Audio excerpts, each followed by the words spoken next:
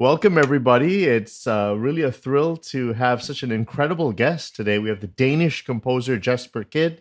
He's the composer of many top video game series such as Hitman, Assassin's Creed, Borderlands, Darksiders II, and many others. Jesper, welcome to the show. Thank you so much for having me. Oh, it's such a thrill. And okay, so I have a load of questions, and so maybe the first thing I want to ask you is a personal one about your musical abilities on instruments. Now, are you a pianist first or a classical guitarist first? Like, what's your main instrument if you had to express yourself? Well, I did practice the classical guitar. I practiced this at a quite young age, and I kind of figured out that after 5 years of that, I didn't really like that. So it's kind of funny to think about because I think I've kind of put it way back in my head. But having picked up, a lot of string instruments for like Assassin's Creed Valhalla, for example, and teaching myself how to play those ancient instruments, I'm sure some of that came out. But I'm first and foremost on the piano and synthesizers, and I would also say the computer is definitely one of my instruments as well. So I guess piano is the answer. Right. And for the computer, do you use Cubase or what is your main system of software that you use? Yes, I use Cubase. I've used Cubase since it originally came out. Back in the day, I've always been a fan of Cubase and Steinberg. Is there any particular reason? Because obviously you can choose anything you want. So why Cubase compared to the other options that are available on the market? Well, I've always been a PC guy. I do have a Mac, but I've always preferred PC. So that's one reason. Logic is Mac based, and I just really like the way Cubase has everything laid out. It feels very much like that you're playing around in a blank canvas. I mean, I'm sure the other DAWs would say the same thing. I feel this is the one I connected with, and this is the one I stuck with because I progressed together with Cubase. In the beginning it was only MIDI, and then they added audio, and what it is today, it's of course super advanced, but I was always there following along whenever Cubase evolved, and been using it from the beginning. Cool, cool. Now you talked about starting out on older systems like the Commodore, and develop and how that's different. And you've talked about composing on systems that use something like direct music and then later CD based music.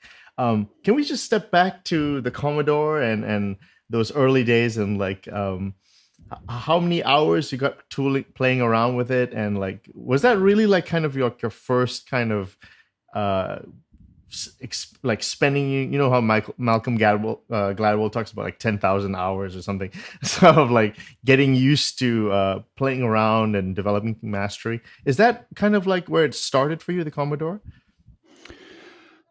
Yeah, it was a dual thing for me. I got my first keyboard, a Roland D20, around the same time, maybe a year after I got the Commodore. But the Commodore is the 64 is where my music really kind of I developed a very intense love of writing music. Uh, Before that, I had mostly been sitting at our family piano, and also traveling around to my grandparents and uncles and aunts. Everywhere there was always a piano, and so I found myself, when bored, sitting there at the piano and trying to figure out how to make something that didn't sound terrible. Trying to figure out how does this instrument work. I just had some curiosity there, and I started taking classical composition and with a teacher outside of school, and I started trying to figure out all the chord systems and all these kinds of things. But when the Commodore 64 came along, it was so interesting because suddenly you had a sequencer and you had something that where you could create a melody, and you could add a bass line to it. You could add an arrangement. You can add some percussion to it, and so you weren't just creating pieces of melody. You were certainly creating songs or full tracks, as limited as the Commodore 64 was. But that was the music back then. That was the music that was, and the Commodore 64 was very innovative in other ways too, because it had an analog sound chip, which really made the computer able to create atmosphere. And that's also where my love of just atmosphere was you know ignited. I mean, I've always been a fan of Vangelis and Jean-Michel Jarre, Mike Oldfield, and this is kind of the music I listened to when growing up. So atmosphere was always important. But on the Commodore 64, you could have 3 channels going at the same time and just play the same note and slightly detune, each of those notes. And then when you start pitch shifting or slowly pitch bending, what happens when you're pitch bending 3 notes that are all a little bit out of tune is this kind of wall of sound suddenly happens, and you're like, whoa. So there was a lot of things that kind of when I was, I don't know, 13, I think, just kind of blew me away, and suddenly I was able to sit there and make music myself, and it was just a lot of fun. In answer to your question about the hours, I haven't really counted the hours, tabulated the number of hours, but I can tell. Yeah, I mean, I can tell you that I wrote hundreds, of songs on the Commodore 64. Probably several hundreds, and it definitely takes hours. But that's so interesting. I mean, just one song, I mean, it's so interesting for someone who's a composer. I mean, was that something that you just did on your own because you were interested, you wanted to play around with it? Did you have any mentors around you who are encouraging you to compose, like family members or heroes or something? Or is it just something you did on your own accord? I had a really good friend in my childhood called Michael Bell, and we were both fascinated with video games and the demo scene culture, and video game music, and the demo scene all happened at the same time for me. So what happened is that I responded to like an ad in a paper or something. Yeah, we'll send you a bunch of discs every week or whatever it was, every 2 weeks. And so you would get a bunch of discs, and there was like some games, and there was also demos, and there were sometimes music programs and these different things that often were made in the demo scene. These were not even programs you could go and buy anywhere. They were totally underground. And when I started, seeing these demos, I think games at that point when you're 13 and you don't really know, how to do anything, it's like games is such an unachievable point at that place. But when I saw these demos, I think Michael and I were both like, we can do that, or we can learn how to do that. That was somehow attainable. And that's what we started doing. And Michael pushed me as well. He was doing music and graphics. Like, his specialty became graphics, but he was a really good musician too. And so when he would make some music, I'm like, I can do that. And so I would make some music, right? And he would make some graphics, and I'm like, I can do that. And I would make some graphics. So we were kind of having this really awesome jam, And so we started our first demo group, and later got together with some of the best demo programmers, and we kind of went to the top in that whole world, and started a game company after that. But that's kind of how it all started. It wasn't something that I really planned. I just I don't know. I just found myself making music all the time. So I didn't have a mentor, but I think Michael's influence on me was really important. And I remember my dad bought a music program from the Commodore 64, and Michael was like, messing around with it, and I'm like, all right, I gotta mess around with it too, and I made like my first tune in this program, and it was like absolutely horrific, right? And you're just trying to copy somebody and just trying to figure out how does music work, it's so basic.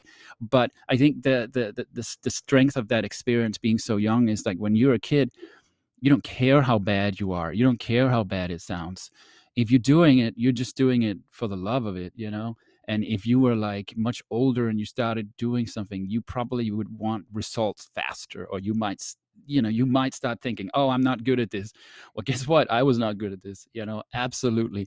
But you just keep doing it because you love it. And when you're that age, you don't have to worry about it. An income. You worry about school and Yeah. music, and that was it. And so the demo scene and the beginning of the Commodore 64 for me, all that wrapped up was really like the perfect way for me to create my own music style, because nobody was telling me, no, it needs to sound like this. Nobody was telling me, oh no, it needs to fit within these parameters. Like if you're working on a movie, you have to fit everything within like a scene, for example, right? So there was literally no parameters. It was like literally 100% creative freedom all the time. You have a very epic career because you start in Denmark. But then I read in your story that you go to Boston, you return to Denmark, you go to New Yeah. York City, and that is like you must have learned so much about business and so much about the industry. I mean, you started. I mean, you started your own game development company, Zyrinx, as well. I mean, can you just give me a brief journey of like your because explaining like getting into the business, understanding. I mean, you must have a lot of war stories about like just trying to get it all to work, and that must be. And also, people can't imagine that there was actually a time before the internet, and so this was. I'm sure there's a lot of things that would be remarkable to know. Like, for instance, what was it like in Boston back then when you were working on things and like so let's start there maybe when you were starting your own company and that sort of thing.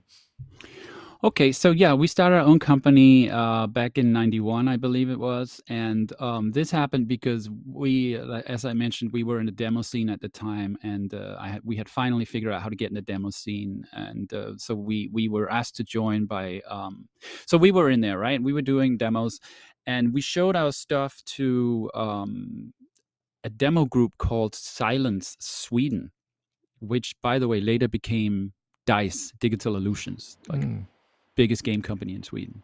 They right. um and so anyway, they were super talented and they wanted us to be Silence Denmark. So that's how it started. We started doing demos as Silence Denmark.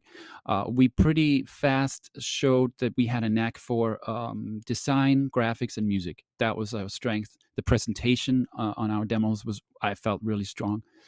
Um, but so we figured out we were going to these demo parties. You were always trying to win these competitions, and we were starting to win these competitions with first prize and stuff, and it was amazing. And so we were slowly rising in that you know um, I don't know what to call it, in that underground.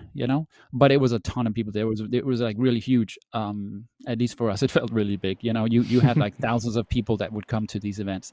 But so what happened is there was another demo group called Cryonics, and they were also always kind of getting top prizes, and they were the opposite of us, 100%, right?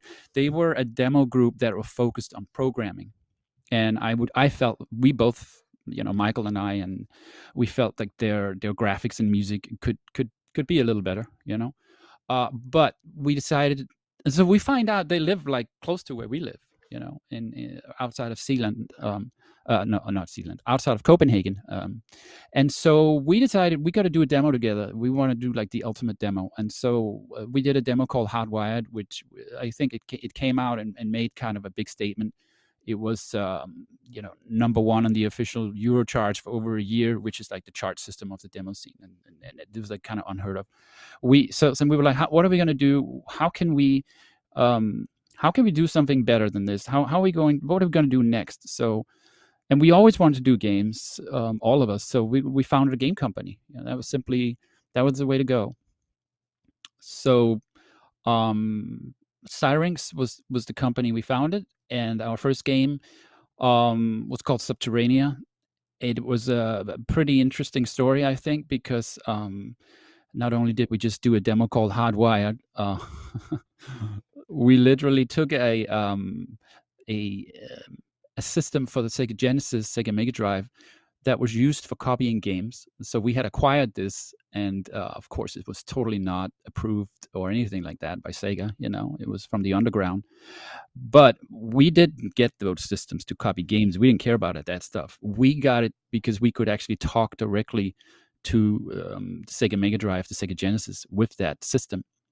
And so the programmers figured out a device, kind of a contraption they came up with in addition to this, so they could use their Amiga computers to program into this thing. And why I think that story is so interesting is, like, guess who put out our first game? Sega. It's just like, it's just such a great feeling when we completed that game. And so we You were very young, right? In your early 20s, yeah, basically. yeah, we were Did you super know that yeah, you were super going young. to be in this industry from that age? Like, you knew that this was going to be your career? Yeah, we were like I think I was 20 or something when we sold our first game, and we started Syrinx, which I was part owner of. We were all part owners of it. But yeah, we knew. I mean, because once Hardwired happened, we saw what we had created, and I think even us was a little like I don't know. I impressed. We there was a magic there that's really hard to explain. But when you have like those 5, 6 hardcore programmers that just make their own 3D engines and all that kind of stuff at like 16, it's like wow. And then you had the art and the music and all the passion we had for that. I think we knew that there was something here that we could just the sky was the limit. We could go anywhere as far as we wanted. Is basically how we thought, I think. That's no that was it. That's a really cool thing when you're that young and you're just kind of going for it, right? So so we did pretty good, and Subterranea was a success. And so we did some more games, and that's how it started. Eventually, those guys went back to Copenhagen and started IO Interactive, and started making Hitman. And I decided to stay in the US and make music. Wow. So Especially, basically, yeah, that story with Hitman stretches all the way back to Zyrinx in a way. it does. Well, even further, because before Syrinx, I was still not working. I was still writing music for these, because we were like childhood friends, So Wow. um, it stretches way back, and I also think that's a really important part of the story, because they knew me, they knew my love of experimentation, and my kind of wanting to do stuff uniquely. And definitely that demo scene spirit is what they all had to, because when you're programming a demo, which I can real quickly, it's a kind of like a music video that lasts maybe 5-10 minutes or something. And what you do is you try to demonstrate your ability as a composer or a graphic artist or a programmer. So if you're the programmer, you just keep throwing up all these really cool programming tricks one after another, and they time things to the music, and the cool designs comes up, cool slogans and logos and graphics and all that kind of stuff. So yeah, I just felt like I need to explain what a demo is. But yeah. Before because I think there's a lot that I want to ask you, but I just want to stick a little bit on the Sega period. Hmm. And I found a really nice anecdote, or at least something you mentioned in an interview where you were talking about, for instance, the music from Streets of Rage or Bare Knuckles. And you actually said you like the third installment's music the best Hmm. out of the three of them. And so Oh yeah. what's the reason why the third version to you is the best? I mean, that's a great series, of course. Street of Rage 3 is my favorite music on the Sega Mega Drive. It's why I like it so much. Well, it's basically rave culture in a video game. And not only does the music sound like really authentic to the rave culture and dance music that was exploding at the time. I was also, and my friends were part of the rave culture because it happened when we were teenagers, and we would go to a lot of raves and a lot of these types of parties, and really, just these giant speakers with just this monotone bass, just dun, dun, dun. I mean, it was just so new. It was like Yeah. I always love being part or seeking out new music. Dubstep, when that happened, it was like, oh my god, what is this? This is so awesome.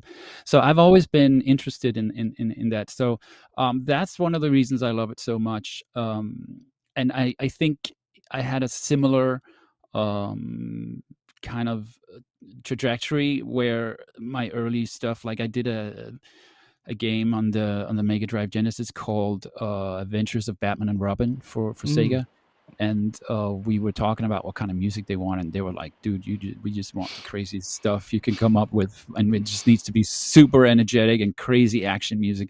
So I did this like rave-inspired score, and after that, the next game we did was called Scorcher on the Sega Saturn, and then it's total rave culture as well.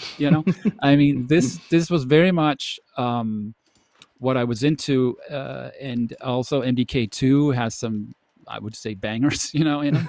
It's really fascinating to look back at, because suddenly Hitman 2 happens, and I was asked by IO Interactive, the team, "Oh, we want an orchestral score with," and I'm like, "I've never written any orchestral music in my life. Are you sure that you have the right guy?" And they're like, "No, no, we know you can do this. This is absolutely something we got to do." So I started studying orchestral music and classical music, and Oh, okay.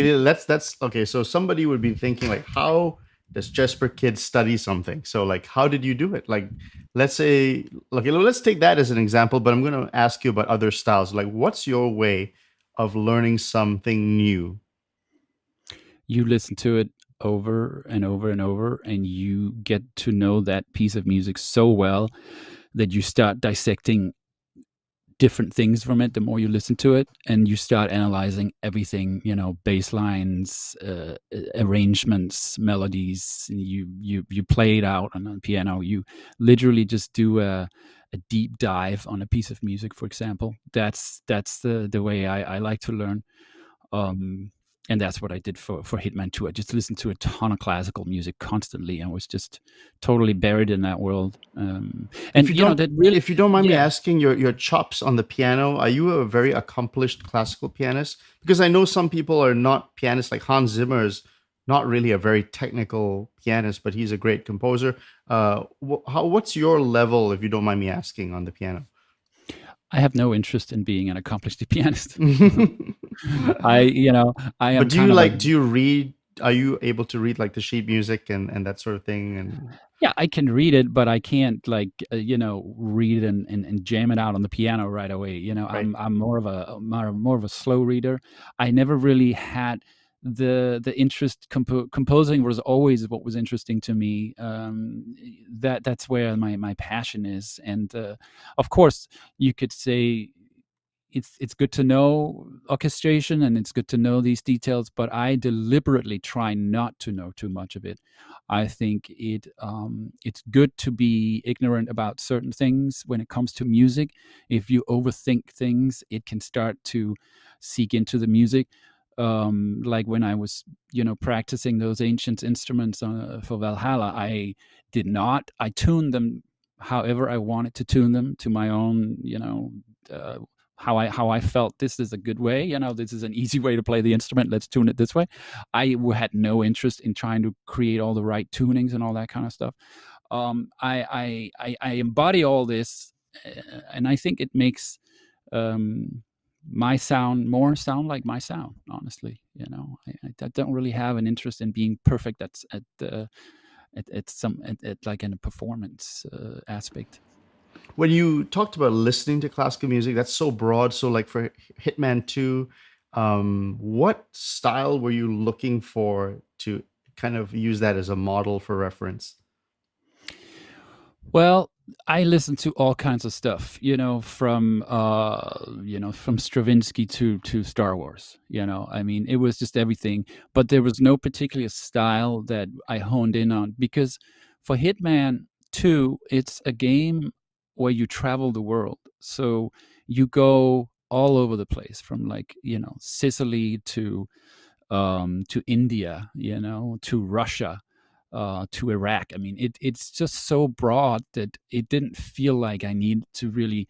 Um, it felt like it needed a variation of ideas, which was a perfect fit for me as well because I've always been interested in writing music in different scales and different what how do you say what the history of music in different countries versus like Russian music, for example, or Indian music. I mean, there's such a different approach, right? So I've always been interested in just writing as many as many being inspired by as many ideas as possible. I guess is Can I the ask you perfect. what might appear to be like a very basic question, but I think it's quite interesting to ask. And I've asked a lot of great composers this, which is, so when you're writing, do Hmm. you think in terms of chord symbols? Do you think in terms of intervals, counterpoint? You just mentioned scales. I'm just very curious, when you're sketching out something, do you say, oh, C major seven and then this, or or do you say, no, I'm going to write a scale out and I'm going to improvise on the piano and kind of have fun here? Or so like what is your I guess my specific question is your theoretical conception. How do you categorize information when you're creating music? I work in atmosphere. Yeah, that's my thing. Has always been my thing.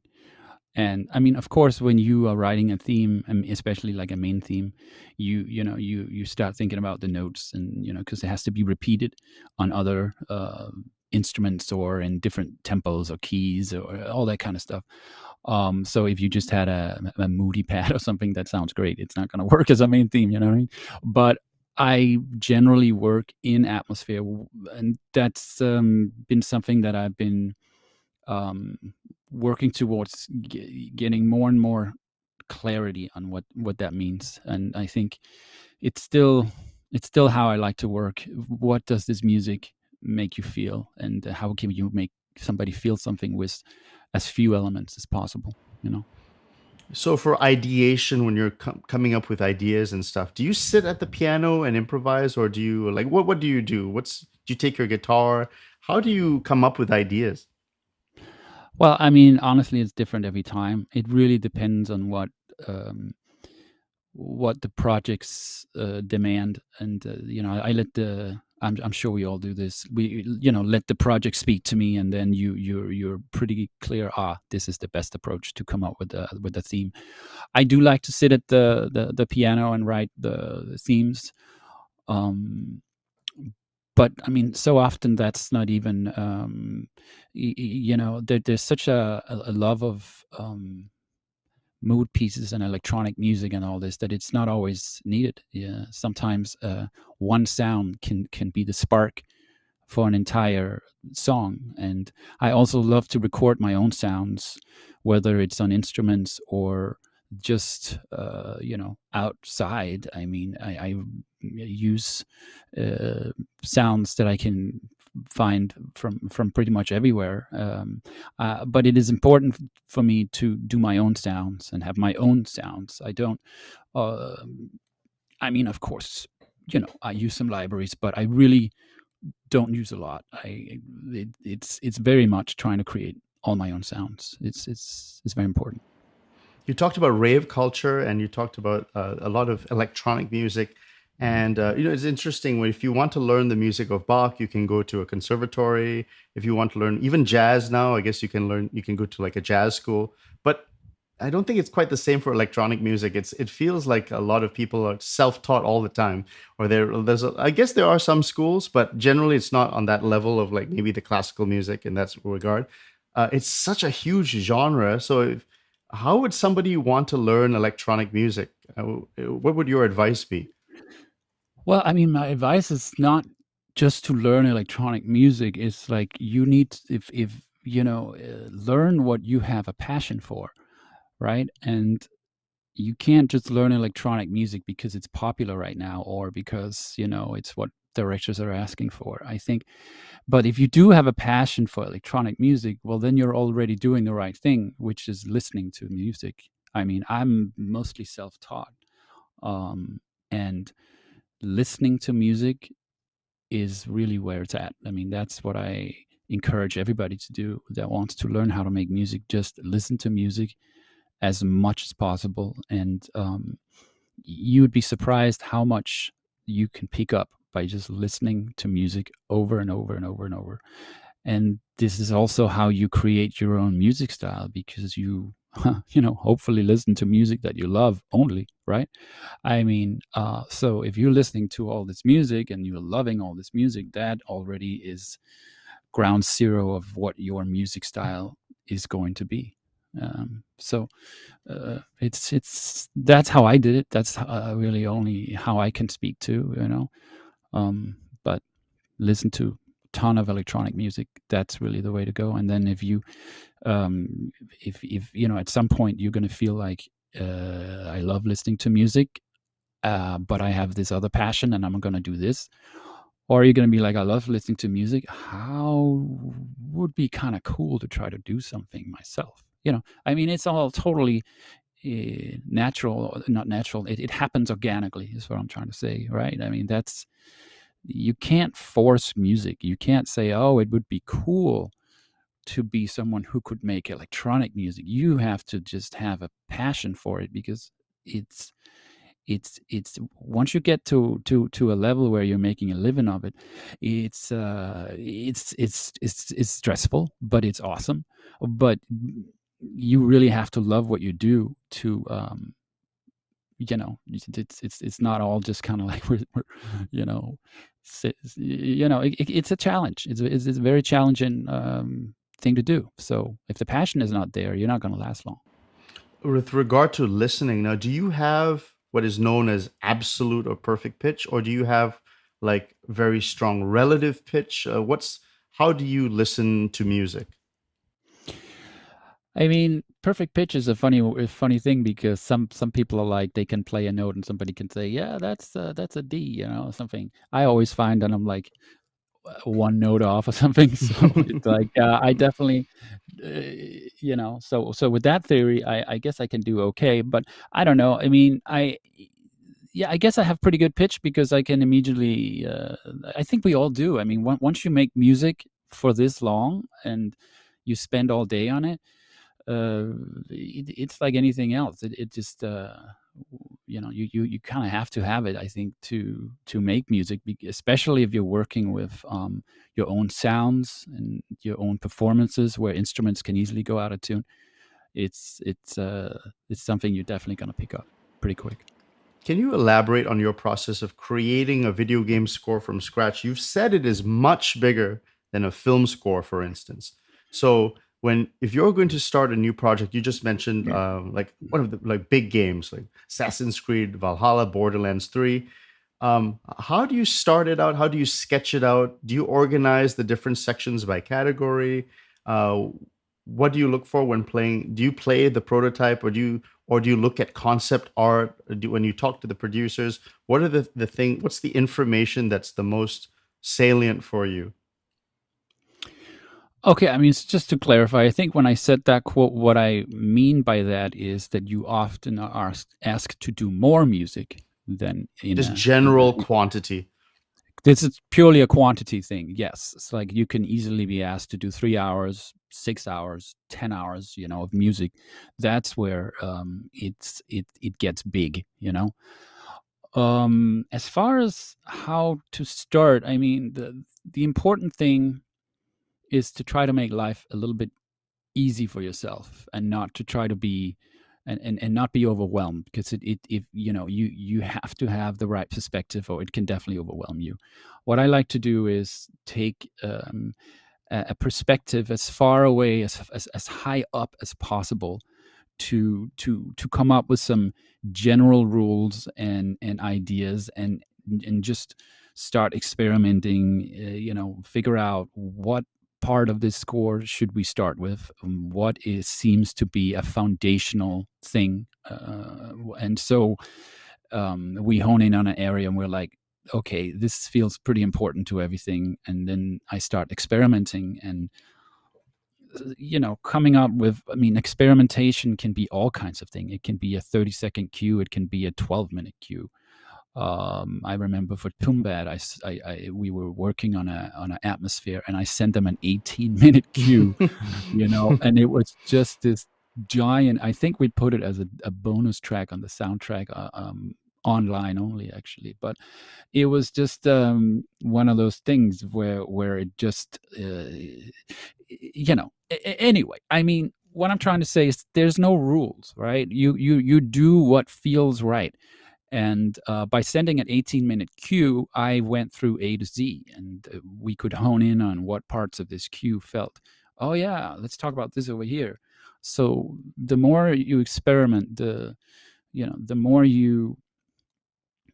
ideas you have, the more accurate the music will fit the project. That's always the case. If you're involved with a project where the time is of the essence and you're rushing through everything, it's like it will probably end up fine. But if you create something that stands out or is more unique, I feel personally, I feel that fits the project more accurately. It kind of can go to a deeper level if you allow it. So a game takes years sometimes, right? How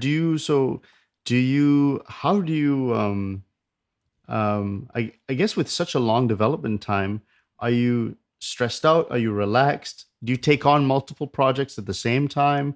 How does someone of your stature, like, what's your workflow like? Do you have many projects? Do you focus on just one big project?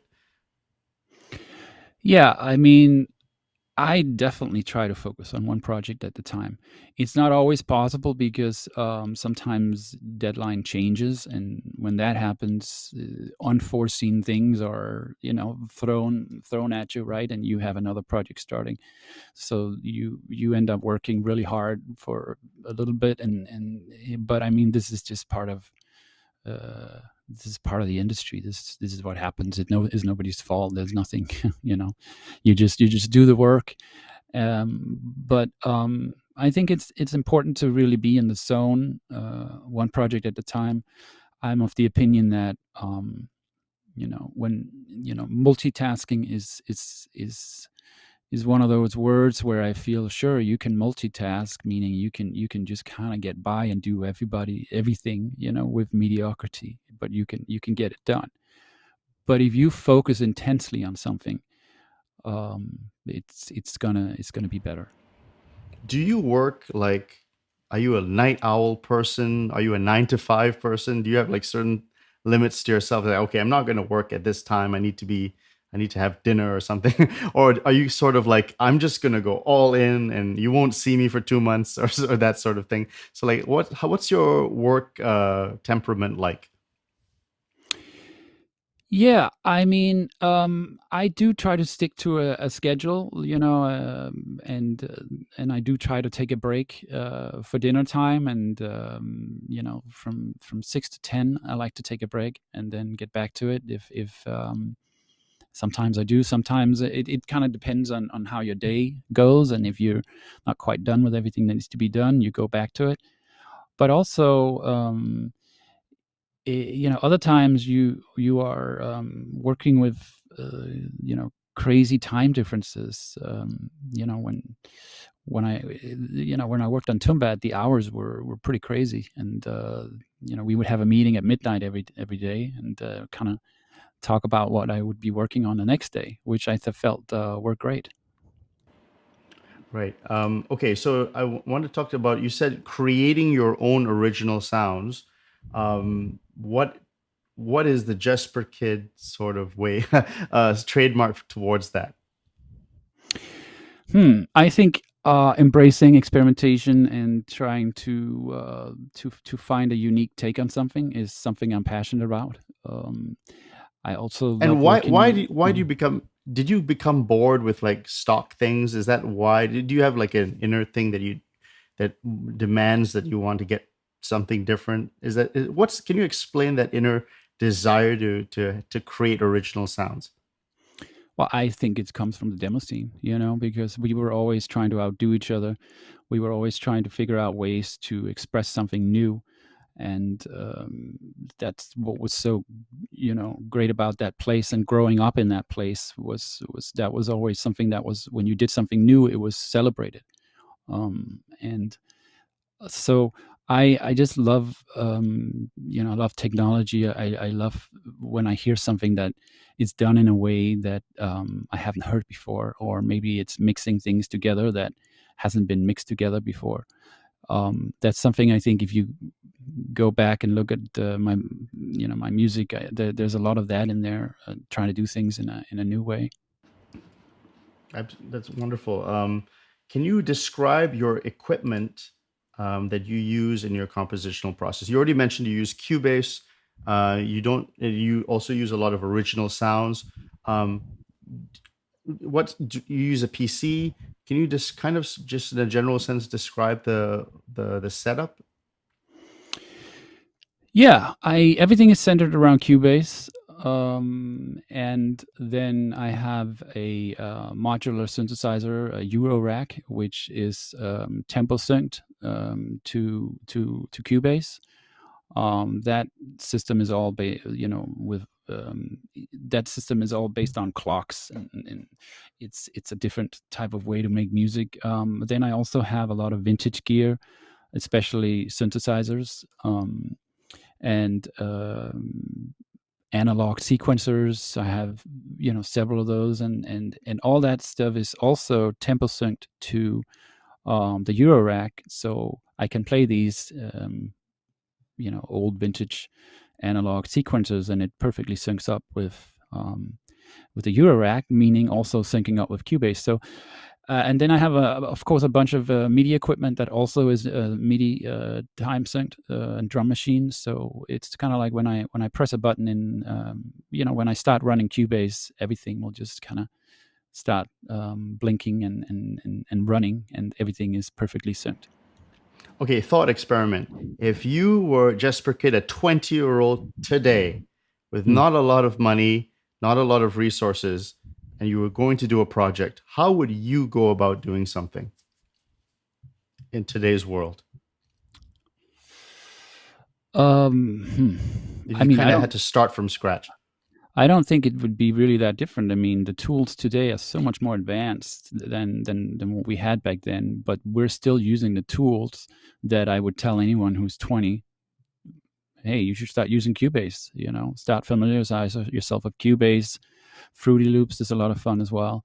But you might as well just embrace the technology that everybody else is using, because the sooner you get used to it, the better. I was using Cubase, way back then, and I'm still using it. So I would just say, go for that. And there's so many great orchestral libraries out there, and also start making your own libraries. Start recording your own sounds, and identify what it is that you love musically, and um, start making music. And how would you find work? How would I find work? Well, see if you can get together with local talent, whether it's short films at a film school, or newly upstarts as far as game companies, and don't necessarily focus too much on the finances of it. Just be interested in meeting cool people, and making music, and learning. The learning part is way more valuable, I feel, than anything. um, that's what I mean, the thing about, when you're starting out, you shouldn't be too focused on um, how to turn this into a profit. You should be focused on, how can I improve myself? And experience is everything. You can't teach experience. Okay. we talked a little bit about your views on like harmony and your conception. We talked about atmosphere, which is really cool. How do you get better at orchestration? So like learning to work with lots and lots of instruments, mixing them different ways. What's how do you get better at that? Well, like I mentioned earlier, I'm really not that interested in getting too great at orchestration because I like not knowing how things are supposed to work because then I put them together in the wrong way and then, hey, that's great. I love doing things the wrong way. And then when if you have a performance, say a live orchestra, then you have a team working with you. You have an orchestrator that can make sure that all the instruments are being played and that things are um, laid out right in the orchestra. So I really try not to think too much about it. I don't want to get bogged down by technical things. That's just not my. That's never really been my thing. I try to go a bit further out, a bit broader than that, perhaps. And I love getting a new instrument, and just figuring out how to play it. That's I'm not one to just go and look at all the YouTube videos figuring out how to play it. No, I just like to teach myself how to play things. um, okay, you are a very experienced and prolific composer. Are there still, I guess you did answer this, but are there still things that you are learning, like that you are really like pushing yourself to learn? And it could be anything. I learn every day. I mean, the projects I work on, if they don't bring me a learning experience, I am not really interested in working on them. That's the projects I like to work on. I love working on stuff I haven't done before, and I mean, I think that's also something you can see when you look back at my music. It's when you don't know how to do something, you have to really do a deep dive, and it gets it gets real, right? And that's a great place to be. I don't like to be comfortable in something. Oh, I've done this before, so I know how to do it. That's not, I like to get myself uncomfortable musically. I think that's a really good place to be. No matter how far you go, I feel that should always be where you should be. When you are unsure and you are uncomfortable, you're working on something that's the right thing, you know.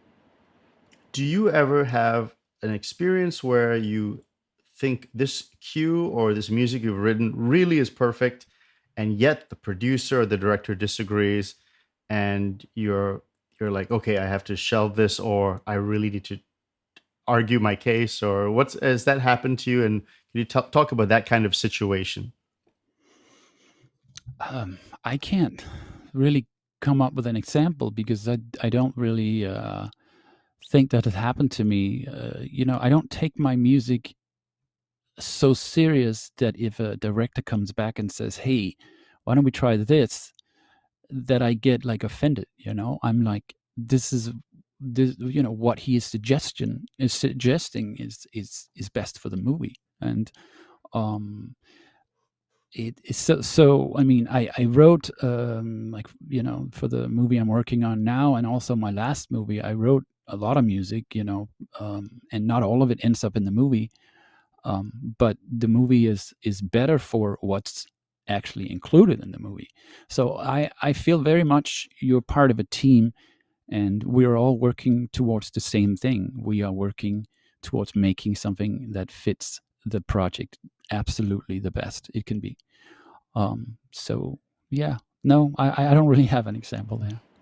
And I found that actually, I found that composers and people who are professionally always working in teams tend to be very nice to talk to because they're very nice people. So I wanted to ask, is that a part of your personality? Is that something you had to develop as as you became in these sorts of professional situations, or is that just how you are? And working with people, I mean, is that a skill that you develop, or can you talk about that? That's a very unusual question. That's a pretty cool question, actually. For me, it's always been how I've been, and I also think that there are certain personality types that might, um, do well. I feel working, especially in film, it can sometimes feel like you're kind of a therapist to the director.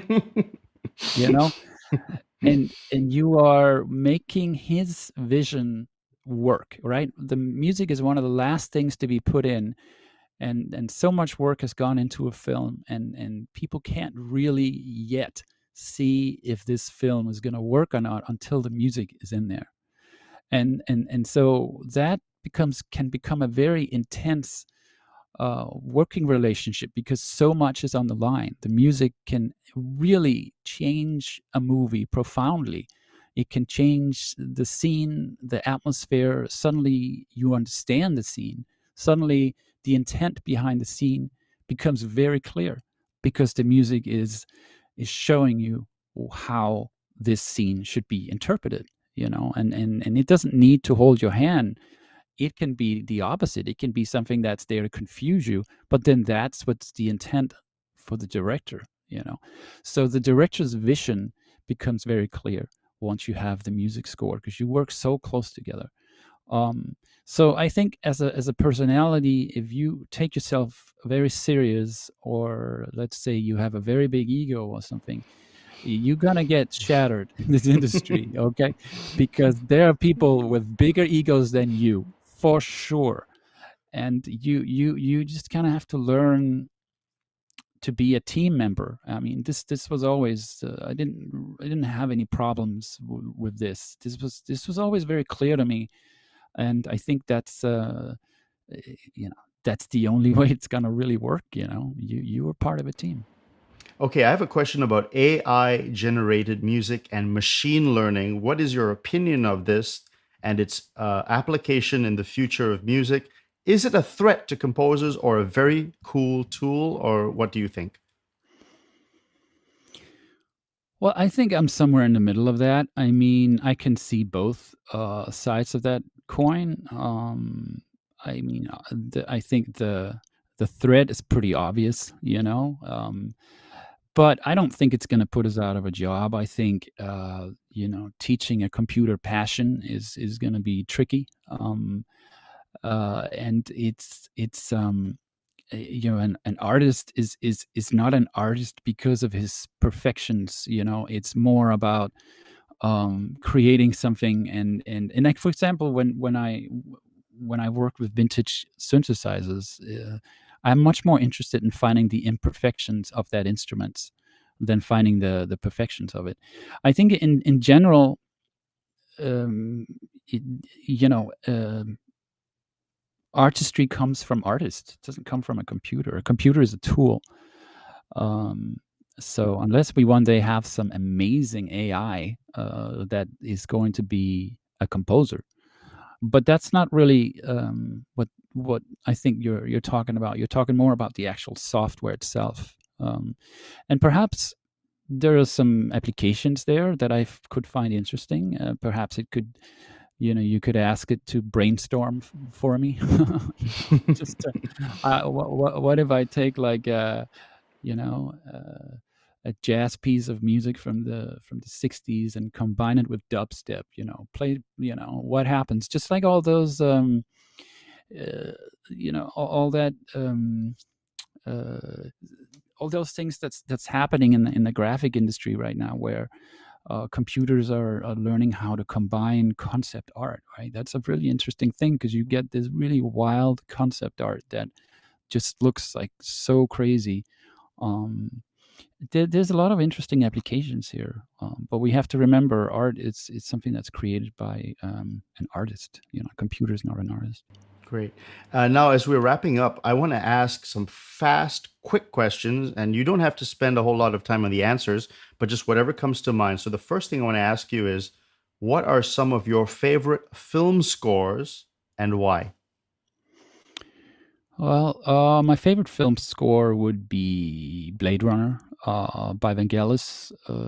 I think not only was it groundbreaking, but I also love all the um, the other sides of that score, the sides where the electronic music is not necessarily front and center. Like there's a lot of really interesting music instruments and vocals, male and female and ethnic, music in there. I think people sometimes forget that it's not just a synthesizer score. There's so much more in that score. That was great. That is great. I'm also a huge fan of Jerry Goldsmith. I think there's a composer who could really go from A to Z and just do everything in between. It was absolutely amazing. I think one of his best scores would be First Blood. Just amazing what he was able to accomplish in that. Planet of the Apes was a groundbreaking score. But I mean, and he has, purely synthesizer scores too. He just goes all over the place. Love that. What or who are some of your favorite classical composers or their scores, and why? Well, I would say Stravinsky is my favorite. I would say Rite of Spring is great. It's one of those scores that can kind of change your perception of what music can be. It's just, I don't know, that was one of the scores that when I listened to it, my head kind of exploded. It's just amazing. I mean, so I would say that's probably my favorite. I just thinking about that makes me think of time signatures. And what's your this is a big thing for composition, is rhythm. So how do you think of, what's your perspective on rhythm when you're sketching out cues and things? And do you have a favorite rhythm, or like how do you decide the right time signature, the right tempo for a cue or for anything? That's an interesting question. I mean, it's, I like to work in really unusual time signatures. I try to make life difficult for myself, I guess. If you listen to the State of Decay 2 main theme, I mean, that is some crazy time signatures going on in that cue. It's just, yeah, it's unusual. But I love challenging myself, and if you're working in a time signature of like 7/8 or something, and you're like, how do I make this flow?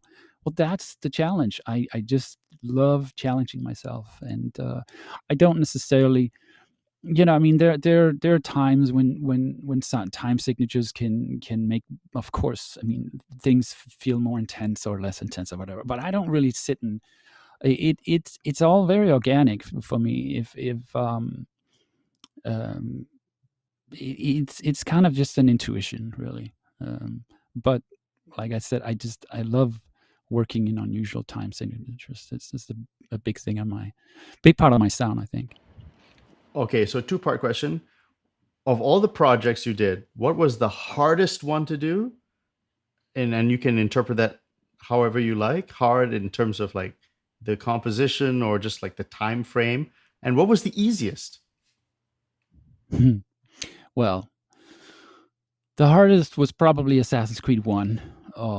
That was such a big project for Ubisoft, and they were still working to figure out what the game was as we were figuring out the music as well. It was a lot that needed to be figured out for that title. And it was a long score. It was like about 3.5 hours of music. So, I mean, some of the challenges we had, I mean, first of all, the game takes place in Jerusalem, Acre, and Damascus. So you have 3 big cities, and they all have different religions, right? And so Jerusalem was the melting pot, and Acre was the more of a Christian city, right? And Damascus was more Muslim inspired, and then Jerusalem, a big melting pot of the two. So I already had to come up with rules. I had this big board where I had drawn up all the different instruments that I was allowed to use and not use for these, so we could like, have these cities have their own specific instruments. And then, of course, you had the sound of the animates, which is something that embodies the entire score. And this animus had to connect. So I guess basically the animus is this device that can connect with your genes from your forefathers, which are still in your body. So if you had a forefather that was like lived in the Renaissance, you could live his life through this device. So that still was something the team was very much adamant about. It had to feel like we were in the animus. So the way I thought of that was to have all the performances, all the live performances, and the instruments. They were filtered through the animus, and there was always something a bit off. So they were filtered electronically, so everything was filtered to sound like it was a bit. It was reminding you that it was going through some kind of electronic stimulation, with various methods on the vocals and all the ethnic performances and all these things. And then finally, you had another big part of that game was these escape sequences, which I thought was just such fun to work on and such fun to play when you're running across the rooftops. You're trying to get away from the guards and stuff, and you're just like parkouring over the place. I've never seen anything like this. It's incredible. It's still super fun to play to this day. And they wanted something modern for that, because that is where the animus was pushed to its peak. So you can see screen tearing and stuff like this on the game. And so for that, we switched over to something much more electronic. And it still had to work, of course, with everything else. But so yeah, that was like there was a big piece of music. I think it was like a 10-minute piece of music I wrote for that goes through different like ups and downs. But lots of fun to work on. It was a huge challenge. Very cool. Can I actually just ask you about I forgot an easy game like that. It was just fun or easy, no stress, just came easily. Well, see, that's not how it works, because I challenge myself on every project. I really do. I mean, that's just who I am. So I don't have an easy project. If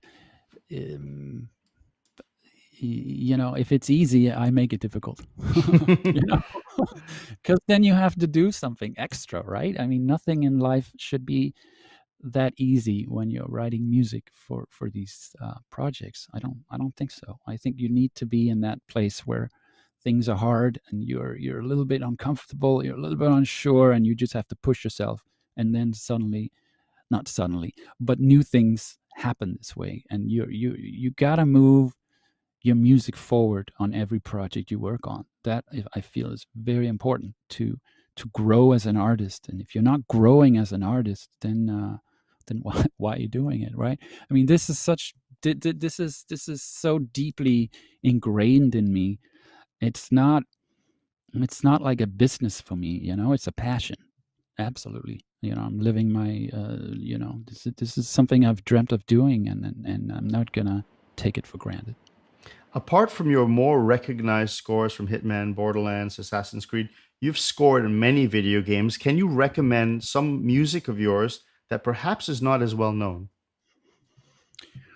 Darksiders II is or maybe Freedom Fighters. Great. Okay, wonderful. And here's another one, which is, how are you different as a composer from, say, 20, 30 years ago?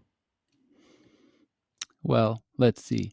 20 years ago, I was just starting on my journey in orchestral music. And that's where my passion for orchestral music was ignited. And I feel, so blessed to have IO Interactive ask me to do an orchestral score, because I had no idea that I had so much passion for orchestral music. And of course, my passion has since, and ever since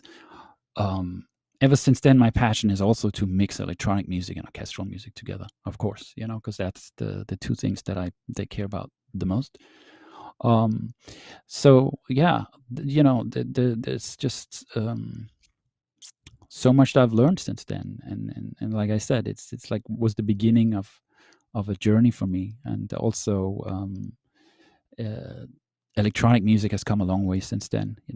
Back then it was much more about um, rave culture and intense dance music, and these days we create entire soundscapes for film of just electronic music. I mean, not that Blade Runner didn't do that, but or other scores, but it's much more in the mainstream now. Um, what is your opinion on live the quality of high quality samples in computer and virtual instruments versus real players in a real live recorded situation? Have computers matched the sound that's it's indistinguishable now, or is there still a gap between the two? I always prefer live players, um, but there are things that the libraries do so well that you almost don't even it's almost don't bother recording those. Just focus on other things where the orchestra can come out in full force. One of those areas, for example, is there's a lot of great um, percussion libraries out there, and to get some of those types of sounds in with an orchestra is like, we're just gonna use our own percussion or record our own percussion. Just let's focus on the orchestra. Not that you can't record the percussion, but if you want some thunderous stuff, you have better options. I think focus on the percussion away from the orchestra and then record it there. But I mean, there definitely is a lot of benefits to having these orchestral libraries, because you can do mock-ups now that are much closer, of course, to the real thing. And I often end up blending the two together as well. I mean, it really depends on what type of performance you're looking for. But for something epic, it's a great option to have, that you can kind of dial in some of your own orchestral sounds if you want to really go over the top somewhere. So there's great ways to use them, but nothing's going to beat the live player. I mean, it's just once you're in the room recording it, it just that there's just some kind of a um, I don't know. It's really hard to explain if you haven't been in a room, but I'm sure a lot of people have heard an orchestra live. It just becomes this thing, It's almost like it becomes this creature, It's just like this unified thing that lives and breathes, and it's just not something you can create with pre-recorded sounds that don't belong together. You know what I mean? It's like we're all using bits and pieces from all these different libraries, but here you have everybody on the same stage, on the supervision of a conductor, just everybody in tune with each other. It's an amazing thing. You already work on some of the biggest AAA franchises in the industry, but is there a franchise that you would like to work on in the future?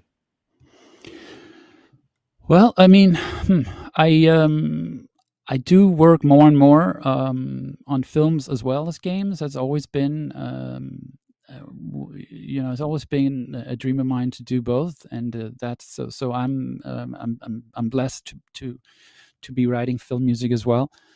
I think that's really the really what I'd like to focus and where I'd like my career to be, doing both film and video games. I have learned so much in video games that I love applying all these methods to new games.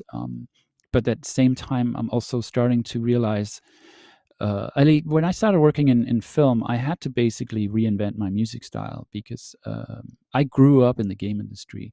And so my music style grew up in the game industry. And I know if you're a film composer and you come into the game industry, you might say it's the same thing, But for me, it didn't feel like the same thing, because film felt different.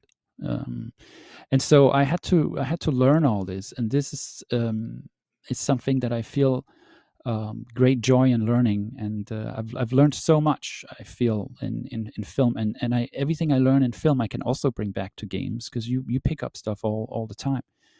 But I do feel like it's a huge it's a huge advantage for me having worked all these years in games, because I've had so much creative freedom, and I usually get hired in games to kind of like to do my thing, you know.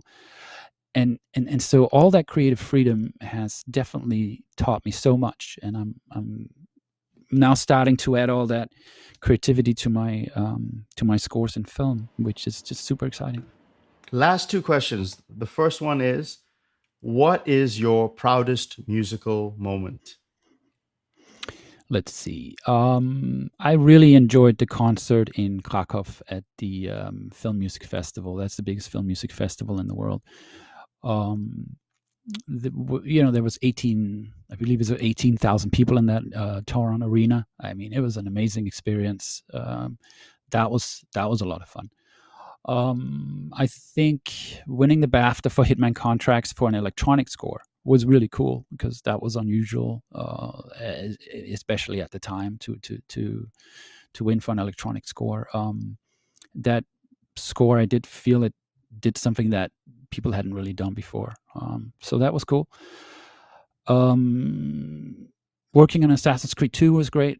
I just think the whole team knew there was like an electricity in that team. Everybody knew that there was part of something special, and it was an amazing game to work on. Yeah. And the final question is, we talked about AI, we talked about machine learning a little bit. It's now the middle of or almost the second half of 2022, and you've been in the industry for so long. What's the next 20 years like for video game music in terms of technology, in terms of style of composition, in terms of the direction it's moving? What are your thoughts?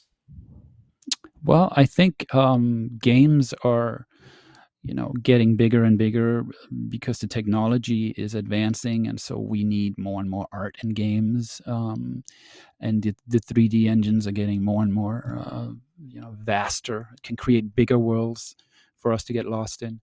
So I would think we would, start to need more music.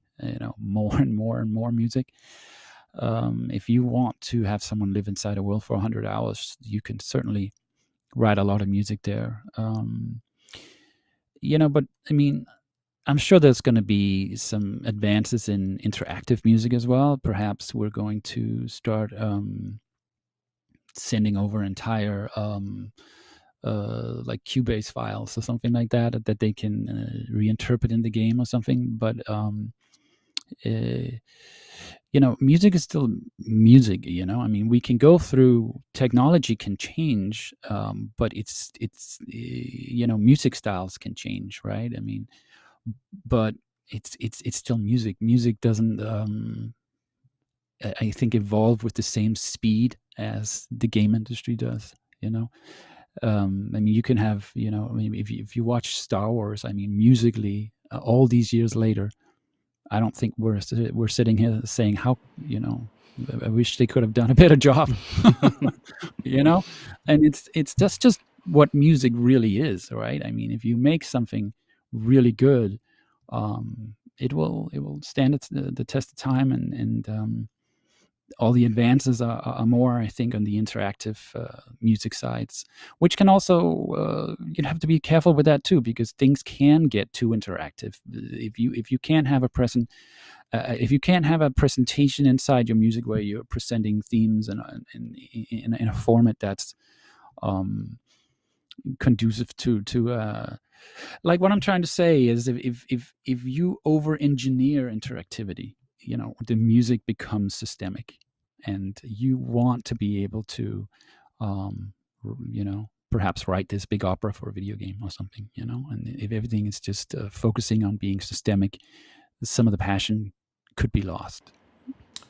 That actually, I wanted to add that another great video game composer told me that the audience for video games are a special audience, in the sense that they're very passionate about the product, and that have you found that there are people reacting, because you also do film, is there a certain specialty to a video game audience that they're extra I guess they love the music especially, and they will send you messages and they'll tell you about how impactful it is. And can you share a little bit about like fans and how they send their comments to you, and what you think about the video game audiences?